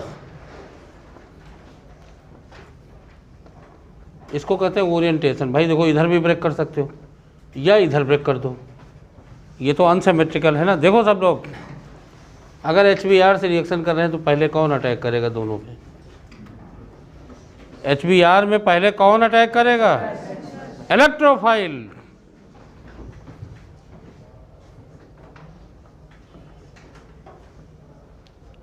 यहाँ प्लस यहाँ माइनस, माइनस पे H प्लस, 2 डिग्री कार्बोकैटायन। अब इसका जो है Br माइनस इस पे कंबाइन होगा, फर्स्ट 2 ब्रोमोप्रोपेन, लेकिन इधर जो है plus minus 1 degree carbocation, H तो यहाँ जुड़ा,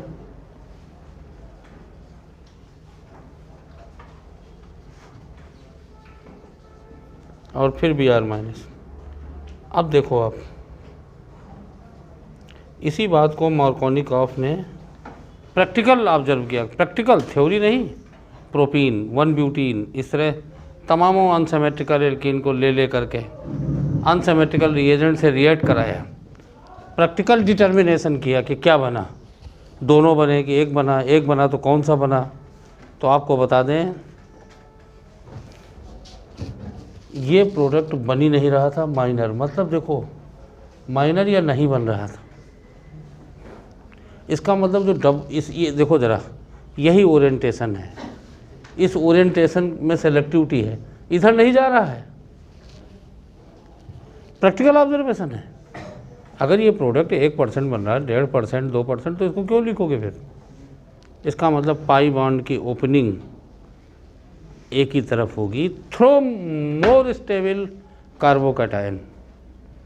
अब वो नर्सरी में लिख देते हैं, माँ भाई अब नर्सरी में तुम लोगों को मंदबुद्धि के होते हो, तुमको कैसे समझाए? तो निगेटिव पार्ट रिएजेंट का वहाँ अटैक करता है जहाँ हाइड्रोजन की संख्या कम होती है। लेकिन हम तो ऐसा 20 एग्जाम्पल देते हैं जहाँ हाइड्रोजन बराबर हैं, फिर भी वो अनसिमेट्रिकल है। अरे इधर मिथाइल लगा दो, इधर इथाइल लगा दो, तो बराबर नहीं रहेगा। लेकिन हाँ, नर्सरी में पहले तुमको ये बताया जाता है। मार्कोनिकॉफ ने ये नहीं दिया, मार्कोनिकॉफ ने यही दिया था। उनका ऑब्जर्व बेटा पाई बॉन्ड के 2 ओरिएंटेशन हैं। अगर दोनों होते तो हम कहते ठीक है भाई, कोई कम ज़्यादा बनता है, वो अलग बात। हम कहते हैं कि नहीं, कोई सेलेक्टिविटी नहीं। तो इस पाई बॉन्ड की सेलेक्टिविटी को रिजियो सेलेक्टिविटी कहते हैं। रिजियो सेलेक्टिविटी, रिजियो सेलेक्टिव मतलब ये जो इलेक्ट्रोफिलिक एडिशन में पाई बॉन्ड का ओरिएंटेशन है वो रिजियो सेलेक्टिव है। वो मोर स्टेबल कार्बोनियम आयन की तरफ ही जाता है। समझे पहला point. And this was observed bye Markovnikov. तो आज समय आ गया कि हम उनकी आत्मा को भी याद करें, और उनका याद करने का सही तरीका, सही श्रद्धांजलि जब है जब उनका नाम सही लिखें, मार्कोनिकॉफ। हिंदुस्तानी तो कॉफ लिख देते हैं, KOFF, तो उनको श्रद्धांजलि नहीं मिलेगी। फिर उनका नाम तो कम से कम सही लिखें, मार्कोनिका। ये बेटा ये सेकंड वर्ड, ये एक्चुअली गलतियां हम लोगों की नहीं थी। ये सेकंड वर्ल्ड वॉर में जब भाई उस समय जर्मन साइंस का दबदबा था, तो वो लोग साइंटिस्ट नेम को ही बदल देते थे। तो पहले बेटा उन्होंने KOWNI लिखा था। ये तो 1993 में ये सब आथर इंडेक्स वगैरह सब करेक्ट किए गए। ये हमारे हंसी मजाक में न लीजिएगा, करेक्ट किए गए, तब ये सही किया गया। समझे? तो जब अनसिमेट्रिकल एल्कीन अनसिमेट्रिकल रिएजेंट से रिएक्ट होगा तो इलेक्ट्रोफिलिक एडिशन रिजियो सेलेक्ट, इनको बेटा रिजियोमर्स कहते हैं। जब कभी 2 ओरिएंटेशन के प्रोडक्ट को रिजियोमर्स कहा जाता है, लेकिन दोनों ना बने, कोई एक बने तो सेलेक्टिविटी नहीं आ गई, रिजियो सेलेक्टिव। तो electrophilic addition of alkene is regioselective and always will take place through more stable carbonium ion as an intermediate। समझे? तो अब इस बात को मार्कोनिकॉफ ने ऑब्जर्व किया था फर्स्ट टाइम, तो इसलिए मार्कोनिकॉफ रूल लिख देते हैं। और हम लोग नर्सरी में ज़रा थोड़ा संभल के लिखा जाता है, जिससे भाई बच्चे याद कर सकें पहले। नहीं एकदम से इनको इतनी पूरी प्रोफेसरी समझाई जाएगी तो कहाँ समझ में आएगा। वो तो कह देंगे केमिस्ट्री भाई, वो ऐसे केमिस्ट्री गाली दिया करते हैं, तो कहाँ समझ में आएगा। वो ऐसे घड़ी बंद कर देते हैं जहाँ तुम, ठीक है ना। तो इसलिए बड़ा नाप तौल के बताया जाता है कि जिससे इनको बच्चों का मन लगा रहे। नहीं घड़ी तोड़ डालेंगे, अपनी साइकिल ही तोड़ देंगे, ठीक है ना, छलांग लगा देंगे कहीं तो क्या होगा। इसलिए ठीक है ना, कि कापी वापी विसर्जित कर दे कहीं तो क्या फ़ायदा है। इसलिए इनका मन लगे, इसलिए वो मार्कोनिकॉफ जो हम लोग 11th में पढ़ते हैं वो थोड़ा सा अच्छे संगीत में दिया गया है कि भाई जब अनसिमेट्रिकल एल्कीन अनसिमेट्रिकल रिएजेंट से रिएक्ट होगा तो निगेटिव पार्ट वहाँ जुड़ता है जहाँ हाइड्रोजन की संख्या कम होती है। समझे? लेकिन बेटा ऐसे बहुत सारे तुम्हारे एग्जाम में एग्जाम्पल आएंगे जहाँ हाइड्रोजन बराबर होगा फिर भी अनसिमेट्रिकल होगा, तो तुमको कार्बोनियम आयन बनाना है, ठीक है ना। तो वो सब हैरत अंगेज प्रदर्शन हम कल करेंगे, ठीक है ना। और तुम लोगों से पूछेंगे, पहले इसको पूरा कर लिया जाए, लिख लीजिए।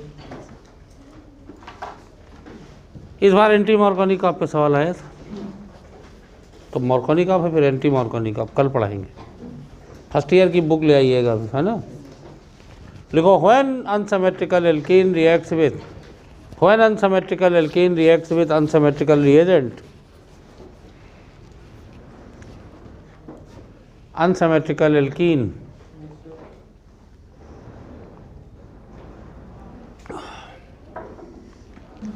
react with unsymmetrical alkene, then electrophilic, पूरा लिखवा दें एक बार, then electrophilic addition is regioselective, then electrophilic addition is regioselective, RIGIO, regioselective, and can be take place through more stable carboniamine intermediate, can be take place through more stable carboniamine as an intermediate, through more stable carboniamine as an intermediate. This was stated by Markovnikov. This was observed by, experimentally observed. This was observed by Markovnikov and stated as following rule.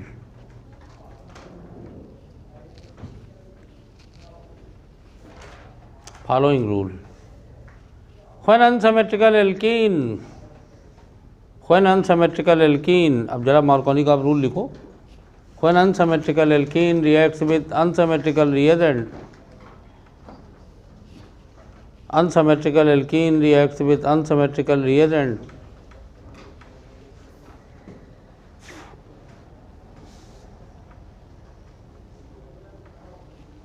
then negative part of alkene, negative part of reagent,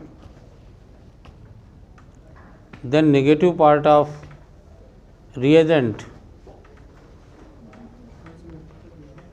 unsymmetrical alkene reacts with unsymmetrical reagent, then negative part of reagent,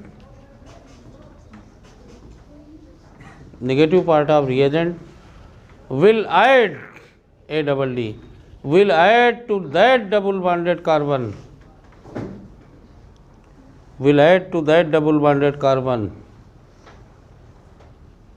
which has minimum number of hydrogen atom,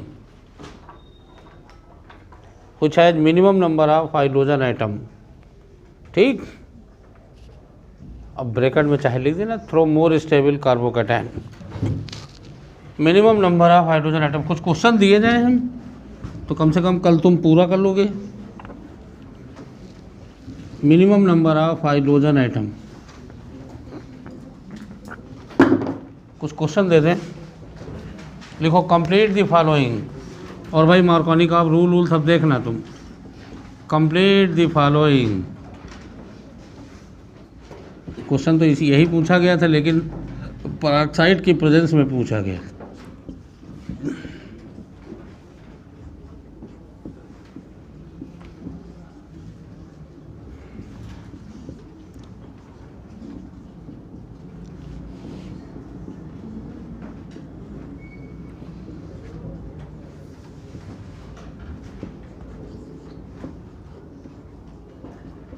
नाले को बात न करेंगे, नहीं 2 question हम बढ़ा देंगे. फिर भाई जहाँ तुम शैतानी की है तो हम 2 क्वेश्चन कम से कम बढ़ाएंगे, ज़्यादा शैतानी की है तो और बढ़ाएंगे.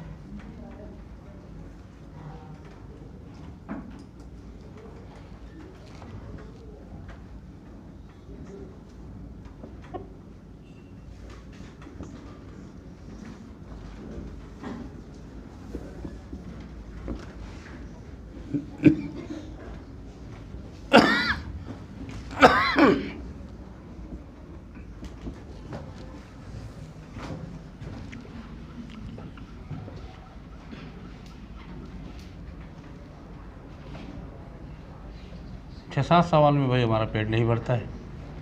हमको 20-25 सवाल चाहिए.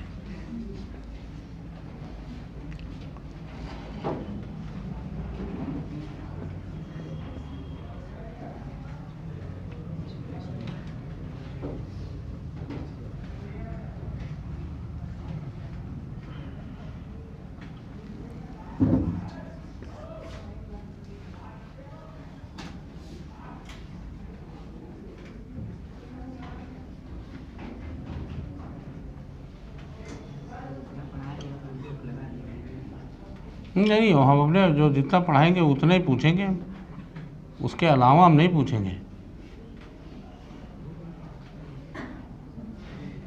क्योंकि भाई हमारी टीम जो है बांग्लादेश की टीम या हालैंड की टीम है, इसलिए हम ज़्यादा इसमें, बांग्लादेश की टीम तो ठीक है, कीनिया की टीम है, बांग्लादेश की टीम तो बहुत अच्छी है।